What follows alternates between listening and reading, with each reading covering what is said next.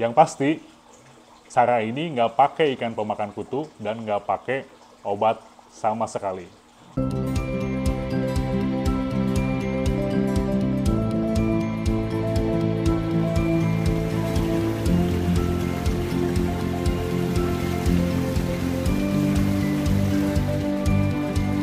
Assalamualaikum warahmatullahi wabarakatuh. Selamat datang di Aloha Koi.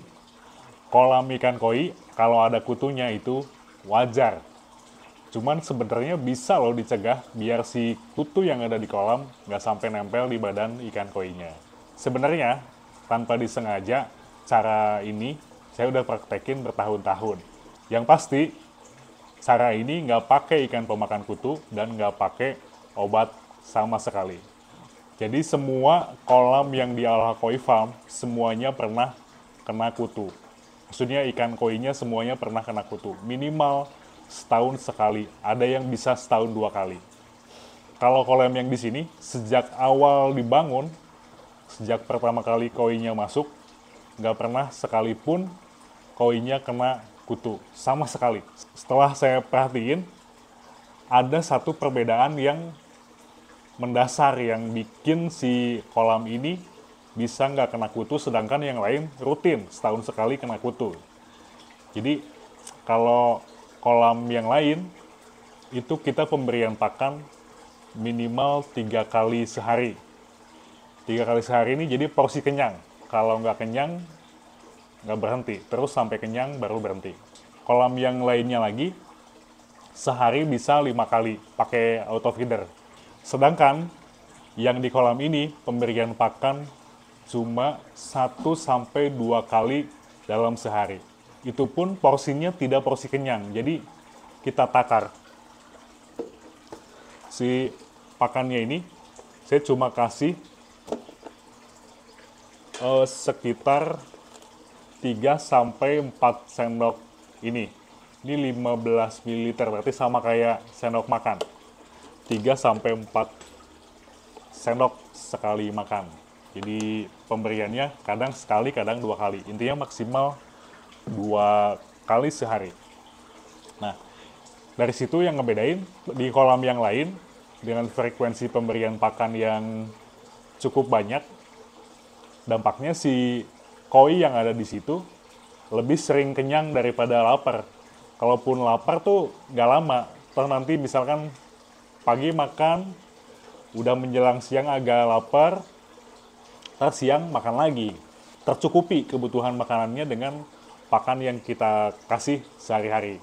Sedangkan yang di sini, 3-4 sendok sekali makan itu, sebenarnya begitu selesai dan habis, mereka masih minta terus.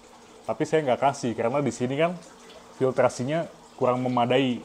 Di sisi lain, karena ini kolamnya mini, saya juga nggak mau ikan di kolam ini terlalu cepat pertumbuhannya. Akhirnya koi ini mencari makan sendiri di kolam buat biar dia nggak lapar.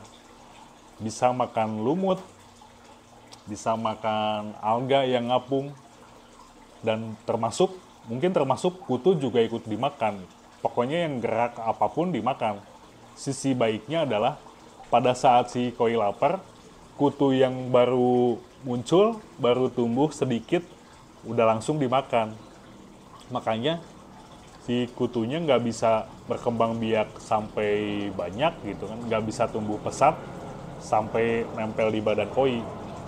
Ada juga kelemahannya, koinya nggak bisa cepet gede, jadi pertumbuhannya santai aja. Tapi ada pertumbuhan sih, cuman pelan lah, mungkin 1 cm 1 bulan itu udah bagus. Oke, jadi gitu.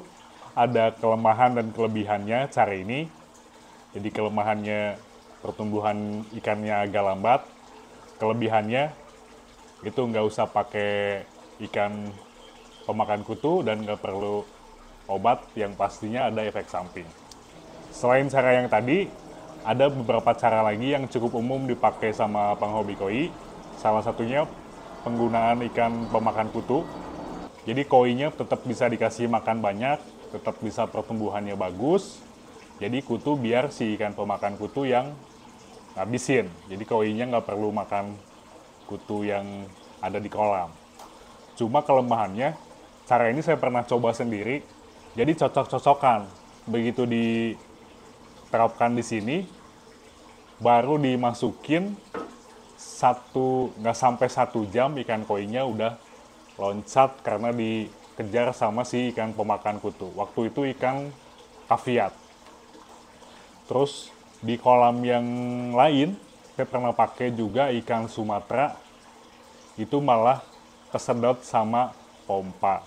Jadi ya cocok-cocokan ya, mengaplikasikannya nggak bisa caranya atau gimana, yang pasti itu kita tidak teruskan di sini. Terus cara yang selanjutnya yang bisa juga buat mencegah, yaitu pemberian obat kutu secara rutin. Ada yang pakai obat yang langsung dicampur ke air, kayak dimilin gitu kan. Terus ada juga yang dicampur ke pakan, dikasih secara rutin. Jadi sebelum kutunya nempel di koi, kolamnya atau ikannya udah diobatin. Cuman yang namanya pemberian obat kimia terhadap makhluk hidup, kalau dilakukan terus-menerus dalam waktu yang cukup panjang, saya yakin pasti ada efek negatifnya. Mungkin nggak kerasanya sekarang, dampaknya terhadap kesehatan ikan koi depannya seperti apa, kita nggak pernah tahu.